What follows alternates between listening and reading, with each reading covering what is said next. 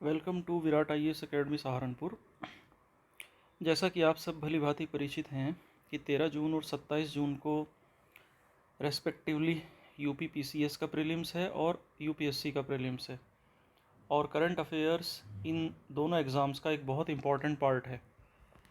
तो हम उसी एग्ज़ाम को अपने दृष्टिगत रखते हुए करंट अफेयर्स की सीरीज़ शुरू करने चल रहे हैं, जिसे अलग अलग सेक्शंस में डिवाइड किया गया है। तो सबसे पहले हम नेशनल इश्यूज़ यानी राष्ट्रीय मुद्दों से अपना डिस्कशन शुरू करेंगे। तो हम शुरू कर रहे हैं। आप जानते हैं कि सरकार जो है यूनिफिकेशन की ओर बढ़ रही है।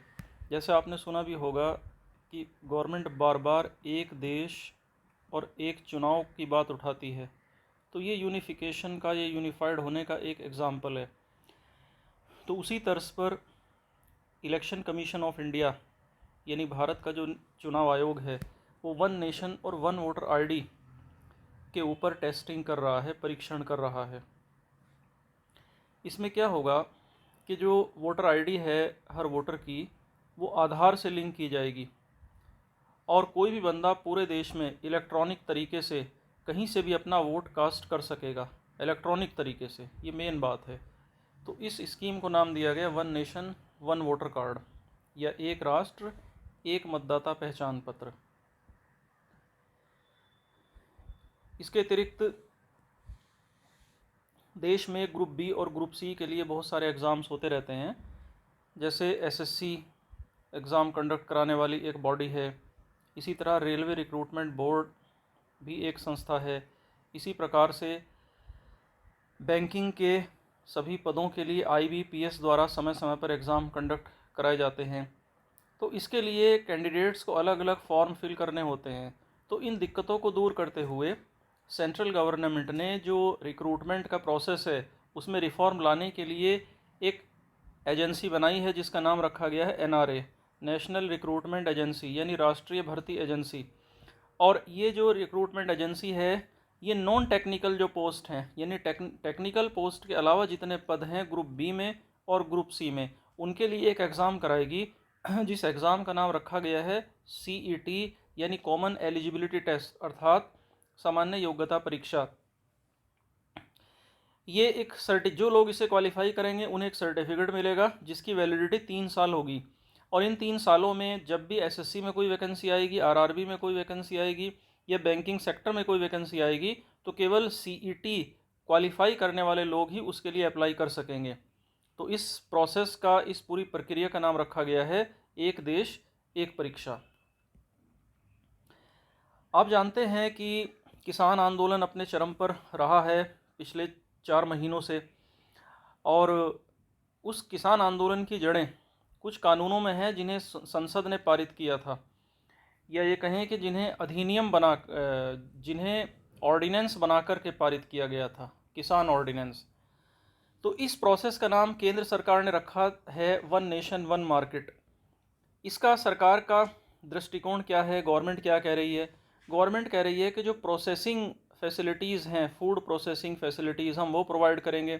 प्रोसेसिंग यानी हम ऐसे गोडाउन्स और ऐसी फैसिलिटी देश में क्रिएट करेंगे जिससे ऐसी फसलों के नुकसान को हम रोकेंगे जो जल्दी ख़राब हो जाती हैं।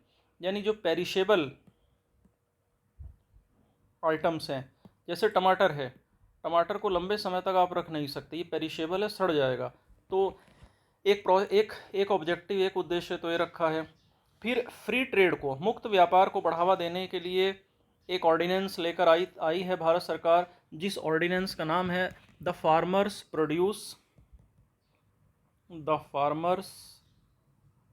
Produce trade and commerce promotion and facilitation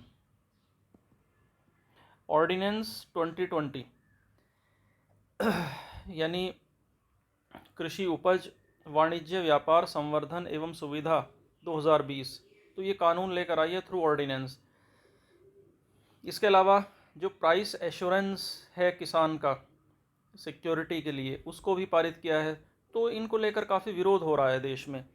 देखो, इसमें सरकार का पक्ष ये कहना है कि इससे फार्मर्स जो हैं जो इस समय फिजिकल मंडियां बनी हुई हैं, फिजिकल मंडियां जहां अपनी ट्रैक्टर ट्रॉली में किसान ले जाकर सामान बेचता है, उन्हें कहते हैं एपीएमसी, एग्रीकल्चर प्रोड्यूस मार्केट।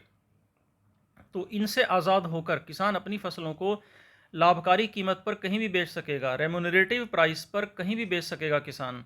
ये सरकार का तर्क है। और सरकार का तर्क ये है कि 2022-23 तक हम इस तरीके से जो एग्रीकल्चर की मार्केट है उसमें रिफॉर्म करेंगे, उसमें हम सुधार कर देंगे, और सुधार करके हम किसानों की इनकम को 2022-23 तक डबल कर देंगे।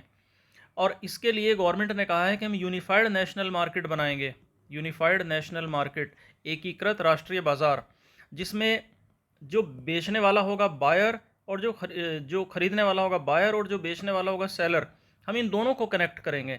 और इसी दिशा में सरकार ने, आपको याद होगा, 2016 में एक प्रोग्राम लॉन्च किया था जिसका नाम है ई नैम, यानी इलेक्ट्रॉनिक तरीके से मंडियों को आपस में जोड़ा जाएगा। ई नैम क्या होगा? एक pan India electronic trading platform होगा एग्रीकल्चर कमोडिटीज़ के लिए, यानी एक अखिल भारतीय स्तर का एक ऐसा इलेक्ट्रॉनिक मंच बनाया जा रहा है जहां एग्रीकल्चर की जो मदें हैं, जो कमोडिटीज़ हैं, उनका सेल परचेज किया जा सके। तो ये सारी कवायद और ये सारा विरोध और ये सारे सरकारी तर्क इसी सिलसिले का, इसी कड़ी का हिस्सा है जिसे वन नेशन वन मार्केट नाम दिया जा रहा है। नेक्स्ट है one nation one I card. One nation one I card, देखो, जो राशन कार्ड है ये उसी का एक पार्ट है। आप जानते हैं कि जो एनएफएसए है, नेशनल फूड सिक्योरिटी एक्ट, तो नेशनल फूड सिक्योरिटी एक्ट के जो लाभार्थी हैं, नेशनल फूड सिक्योरिटी एक्ट क्या है? ये यूपीए के कार्यकाल में आया था, जिसमें कहा गया था कि जो गरीब लोग हैं उनके लिए 2 रुपये किलो गेहूं और 3 रुपये किलो चावल उन्हें उपलब्ध कराया जाएगा। तो इस तरह का ये प्रोग्राम था ताकि देश में भुखमरी से कोई न मरे, फूड की सिक्योरिटी रहे। तो नेशनल फूड सिक्योरिटी एक्ट के जो लाभार्थी हैं, जो बेनिफिशियरीज़ हैं, वो भारत में कहीं भी अपने जो ये ख़रीदारी कर सकते हैं, वो किसी भी कोटे की दुकान से कर सकते हैं, जो सरकारी सस्ते कोटे की दुकानें होती हैं, यानी फेयर प्राइस शॉप से अपने हिस्से का जो खाद्यान्न है उसकी ख़रीदारी कर सकते हैं। और जो उनका राशन कार्ड है पूरे इंडिया में कहीं भी चलेगा। तो जिस तरह से पोर्टेबिलिटी मोबाइल में हो रही है कि आप पूरे देश में कहीं भी मोबाइल को पोर्टेबल कर सकते हैं, उसी तरह राशन कार्ड की भी पोर्टेबिलिटी की ये सुविधा है, जिसका नाम रखा गया है एक देश एक ration card, one nation one ration card. यानी कोई बंदा यूपी का है, पंजाब में मेहनत मजदूरी करने चला जाता है, तो उसका राशन कार्ड वहाँ भी काम करेगा, वो वहीं पोर्ट हो जाएगा। पहले ये बात नहीं थी। तो इसी का नाम है one nation one ration card. Next है वन नेशन वन ग्रिड। देखो, ग्रिड का मतलब यहाँ इलेक्ट्रिसिटी के जनरेशन और डिस्ट्रीब्यूशन से है। जो वित्त मंत्रालय है उसने 2019 के बजट में देश की जो बिजली व्यवस्था है उसमें सुधार के लिए ये एक प्रपोज़ल दिया था, एक अनाउंस किया था कि एक जैसा टैरिफ होगा। यानी टैरिफ में भी आप देखें कि काफ़ी असमानता है। बिजली के रेट किसी राज्य में, कमर्शियल के रेट कुछ हैं, किसी राज्य में कुछ हैं। घरेलू जो दाम है बिजली के, हरियाणा में कुछ हैं, यूपी में कुछ और हैं, उत्तराखंड में कुछ और हैं, दिल्ली में कुछ और हैं। तो वन नेशन वन ग्रिड का जो उद्देश्य है वो यही है कि पूरे देश में एक समान टैरिफ लागू होगा, एक समान रेट लागू होंगे। इसी कड़ी में नेक्स्ट है वन नेशन वन इलेक्शन। तो यूनिफिकेशन का ये अगली कड़ी है वन नेशन वन इलेक्शन। यानी अभी आप देखो, आप जानते हैं कि जो विधानसभा है, लेजिस्लेटिव असेंबली, इसके चुनाव अलग होते हैं। जैसे अभी असम में हो रहे हैं, तमिलनाडु में हो रहे हैं, वेस्ट बंगाल में हो रहे हैं, पुडुचेरी में हो रहे हैं, जबकि यूपी में तो नहीं हो रहे हैं, पंजाब में नहीं हो रहे हैं, हरियाणा में नहीं हो रहे हैं। तो वन नेशन वन इलेक्शन का कॉन्सेप्ट ये है कि पूरे देश में इलेक्शन एक साथ हों, विधानसभा के भी और पार्लियामेंट यानी लोकसभा के भी। तो ये देखो, सुनने में तो ये बात काफ़ी सही लगती है कि एक देश है तो इलेक्शन भी एक होना चाहिए, लेकिन इसमें जटिलताएं बहुत हैं।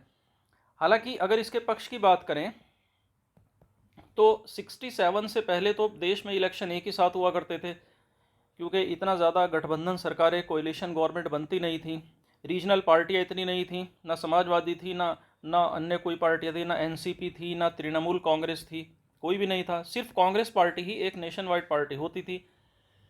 तो इलेक्शन एक साथ हो जाया करते थे। लेकिन उसके बाद फिर इलेक्शन अलग अलग टर्म पर होने लगे।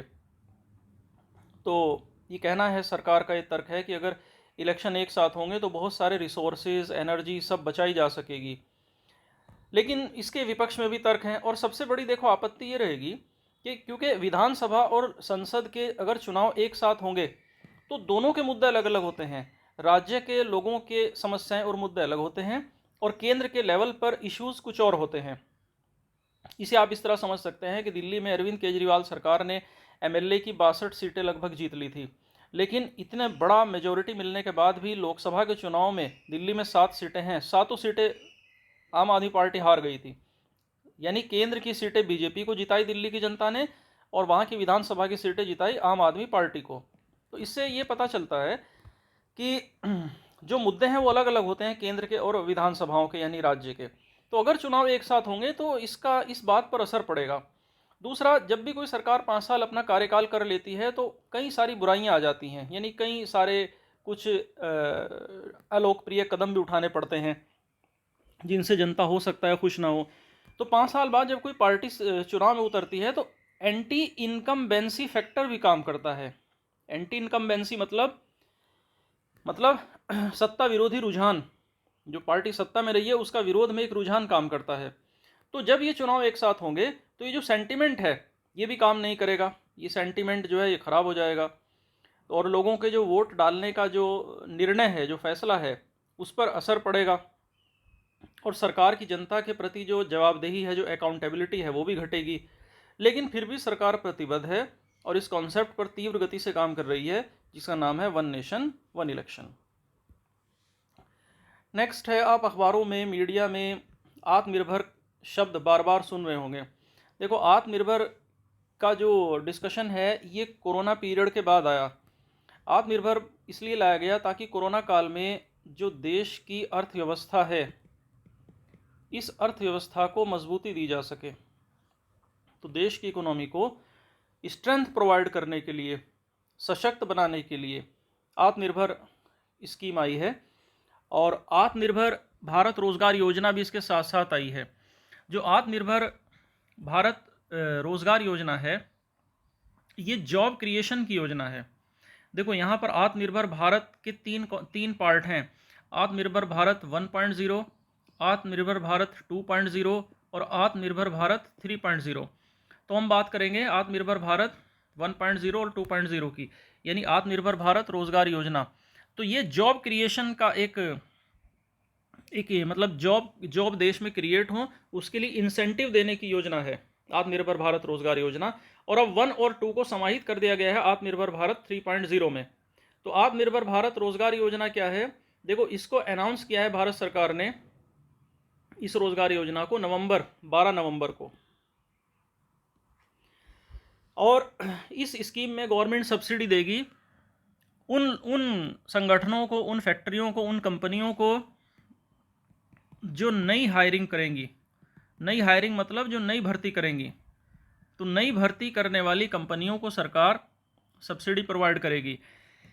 यह सब्सिडी दी जाएगी 2 साल तक, और यह सब्सिडी जो कर्मचारी रखे जाते हैं कंपनी में, उनकी सैलरी में से हर महीने प्रोविडेंट फंड कटता है।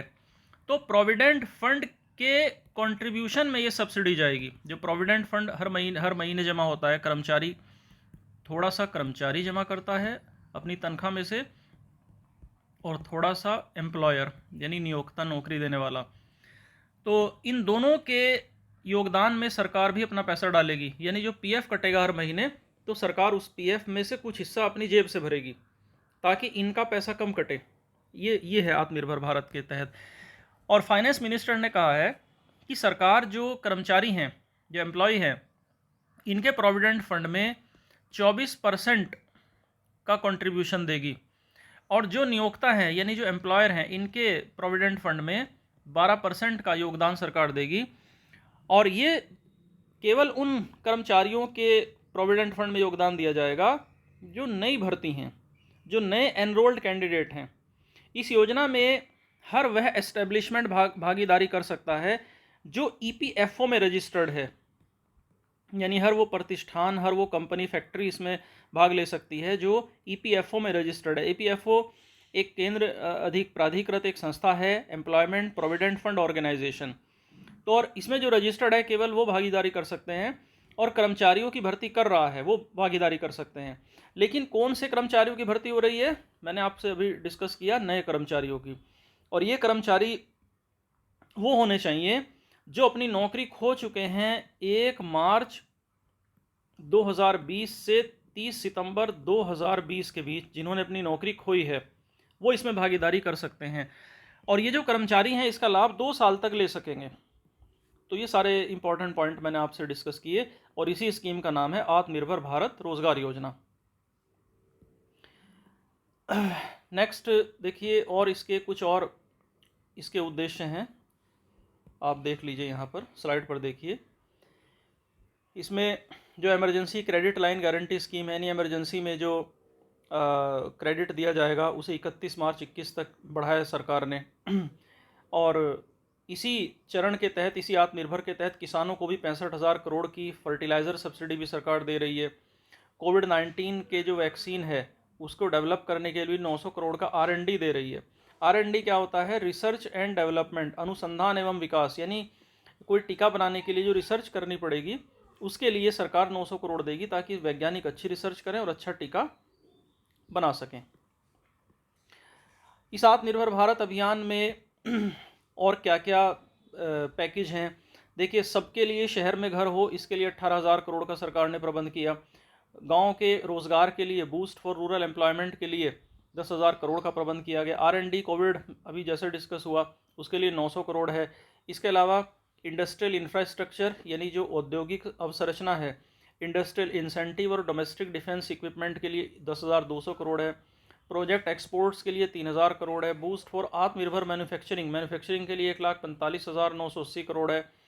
सपोर्ट फॉर एग्रीकल्चर, एग्रीकल्चर के लिए 65,000 करोड़ है, अभी हमने पढ़ा, फर्टिलाइज़र सब्सिडी के तहत है ये।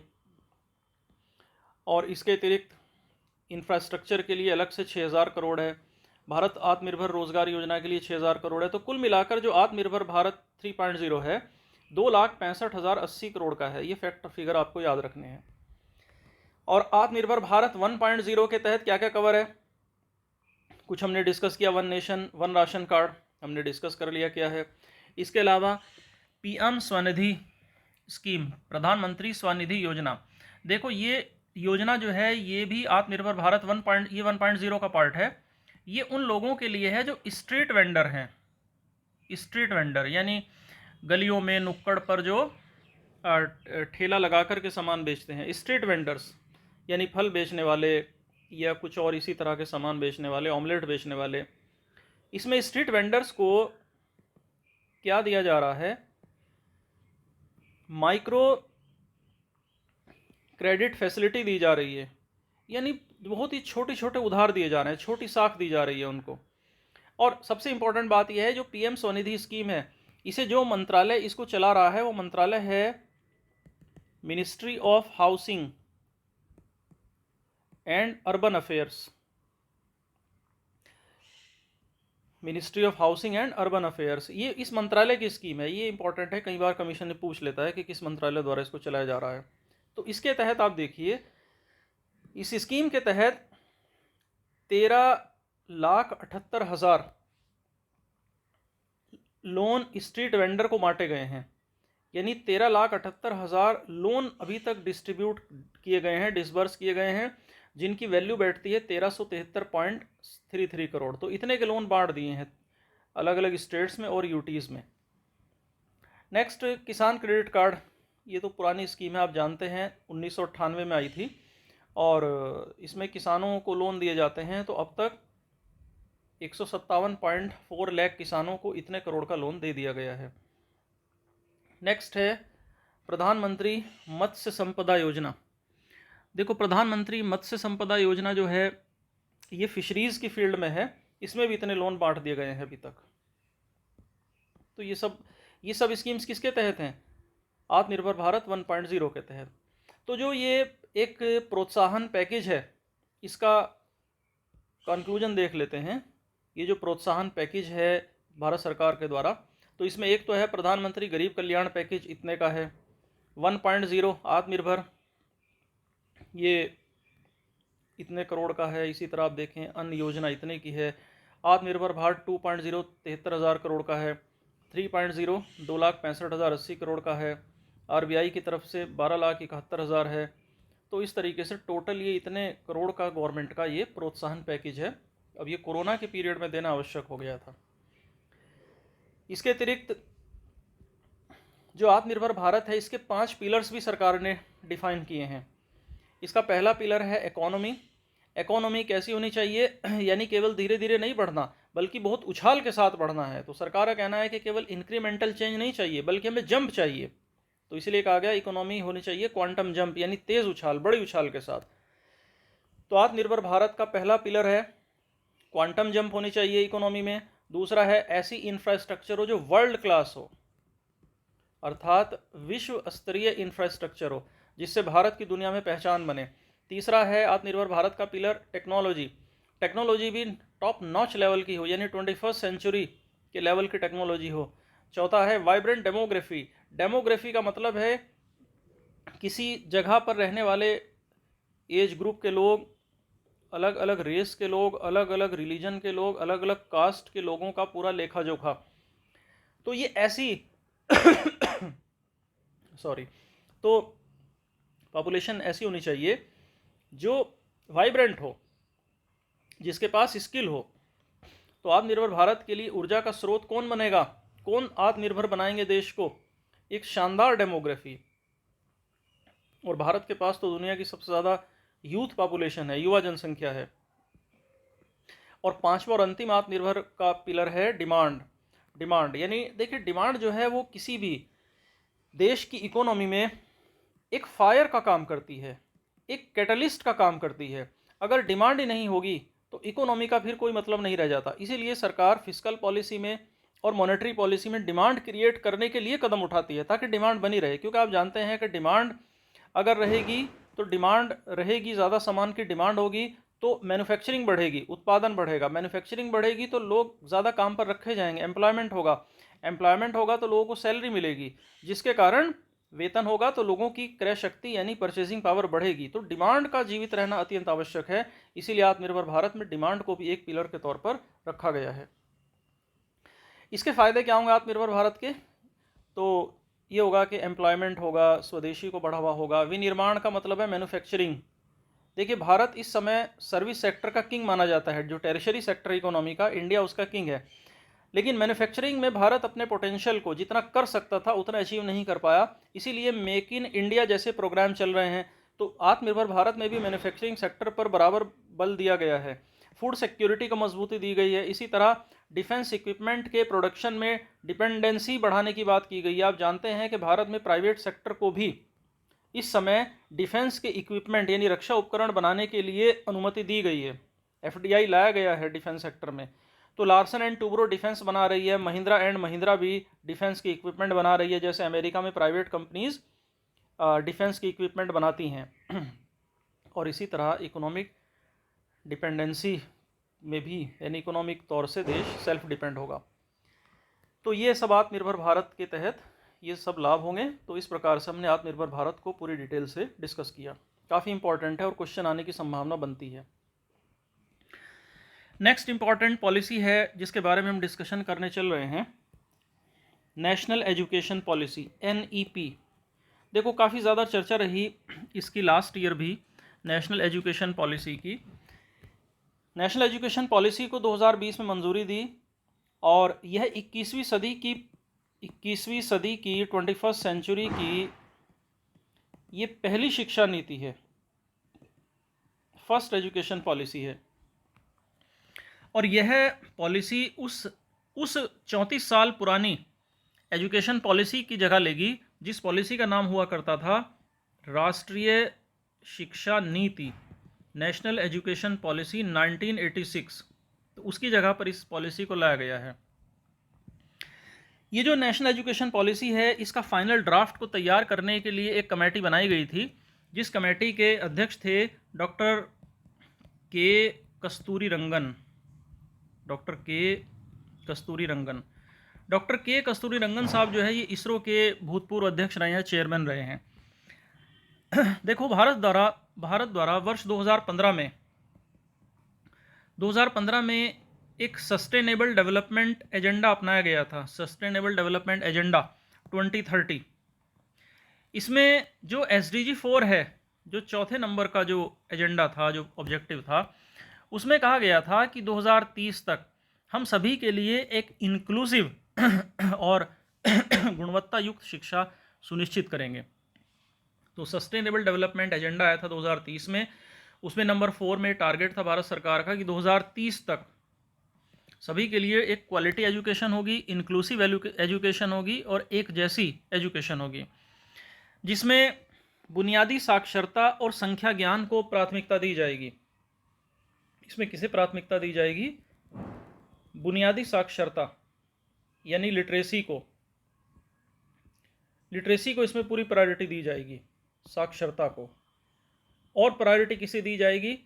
संख्या ज्ञान को, संख्या का ज्ञान, नॉलेज के बारे में जानकारी होना, नंबर्स के बारे में जानकारी होना। इसके अलावा इस नेशनल एजुकेशन पॉलिसी का मूलभूत सिद्धांत ये भी रखा गया है कि रटंत विद्या पर ध्यान नहीं दिया जाएगा। यानी अभी तक बच्चे क्या है, इन्हें क्रैमिंग कराई जाती है, तो रटंत के स्थान पर जो कंसेप्चुअल क्लैरिटी है, कॉम्प्रहेंशन पर ज़्यादा जोर दिया जाएगा, अर्थात अवधारणात्मक समझ पर ज़्यादा बल दिया जाएगा। ये इसका ऑब्जेक्टिव रखा गया है, मूलभूत सिद्धांत रखा गया है। अगर और महत्वपूर्ण बातों की हम इस नीति की बात करें तो इसमें इसी शिक्षा नीति में एक कदम ये उठाया गया है कि जो ह्यूमन रिसोर्स डेवलपमेंट मिनिस्ट्री थी, मानव संसाधन विकास मंत्रालय, इसका नाम बदलकर अब कर दिया गया है शिक्षा मंत्रालय। शिक्षा मंत्रालय, श्री रमेश पोखरियाल निशंक जी जिसके मिनिस्टर हैं। यह जो नीति है, ये वर्तमान की जो, देखो इस समय जो पॉलिसी चल रही है देश में 10+2 है, यानी 10वीं के बाद +2, यानी 2 साल के बाद फिर 12th होगा। ये जो 10+2 वाली स्कूली व्यवस्था है, इसको 3 से 18 साल तक की उम्र के सभी बच्चों के लिए जो पाठ्यचर्या है, जो मतलब सिलेबस है और जो एजुकेशन की मेथोडोलॉजी है, उस पर एक नई व्यवस्था में मतलब ये बनाने की बात करती है। 10+2 की जगह पर क्या लाने की बात करती है? ये 5+3+3+4, यानी अब नया जो स्कूल का सिलेबस होगा उसका स्ट्रक्चर कुछ इस तरह से होगा। मैं आपको बता देता हूँ। यानी ये स्कीम जो नई एजुकेशन पॉलिसी है 5+3+3+4 की नई व्यवस्था में ये सिलेबस को लाने की बात कर रही है, 10+2 सिस्टम को हटाने की बात कर रही है।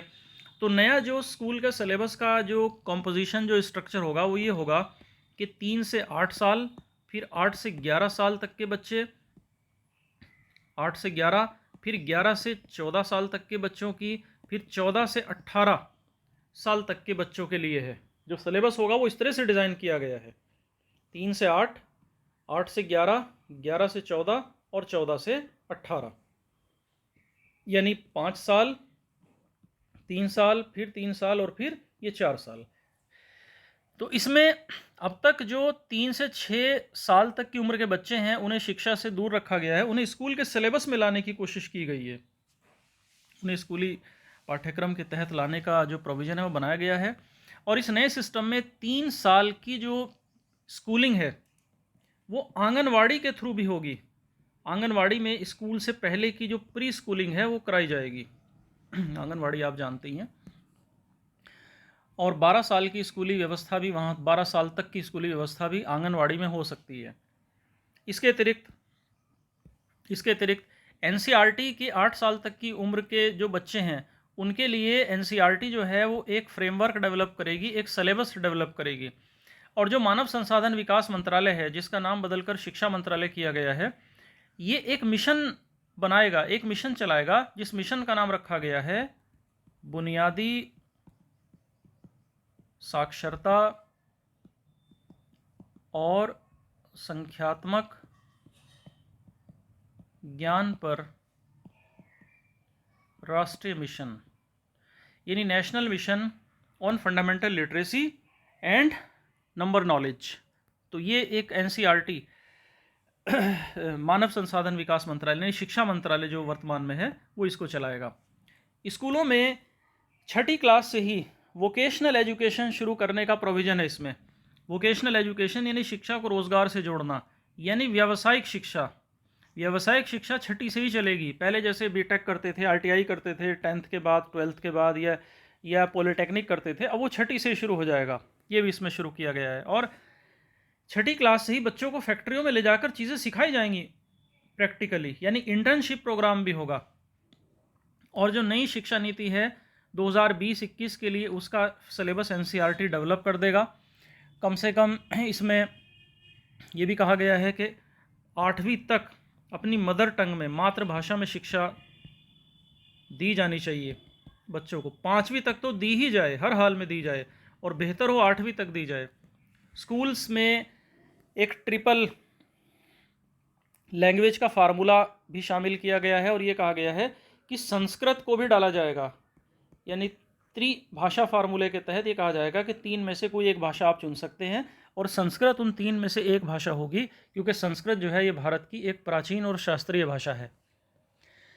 2035 तक इस शिक्षा नीति में कहा गया है कि 2035 तक, 2035 तक जो ग्रॉस एनरोलमेंट रेशो है, GER, यानी जो नामांकन अनुपात है, सकल नामांकन अनुपात, इसको 50% करना है। 50% एनरोलमेंट बढ़ाने हैं स्टूडेंट्स के।